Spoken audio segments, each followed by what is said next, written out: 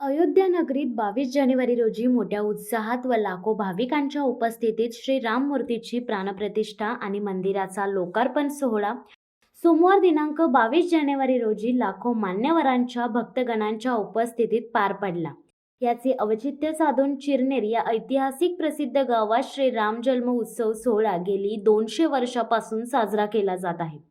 चिरनेर गावात श्री राम मंदिर जीर्णोद्धार कमिटीने अयोध्याहून आणलेल्या श्री राम मंदिरातील मूर्तीचा अभिषेक सोहळा सकाळी चिरनेर गावातील दानशूर व्यक्ती राजा शेठ खारपाटील या दाम्पत्यांच्या हस्ते पार पडला।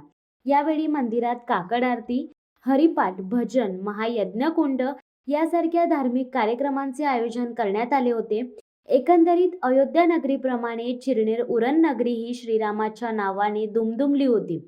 उरण शहर तालुक्यातील अनेक गावांमधील मंदिरात पालखी सोहळ्याचे आयोजन करण्यात आले होते। यावेळी उत्सव अयोध्येचा आनंद चिरनेरकरांचा अशी प्रतिक्रिया भाविकांमध्ये उमटू लागली होती। शिवसत्ता टाइम्ससाठी प्रवीण पाटील, उरण। दे धडक बेधडक वृत्त देणाऱ्या आपल्या शिवसत्ता टाइम्स न्यूज चॅनलला लाल बटन दाबून सबस्क्राईब करा आणि बेल आयकॉनला क्लिक करायला विसरू नका।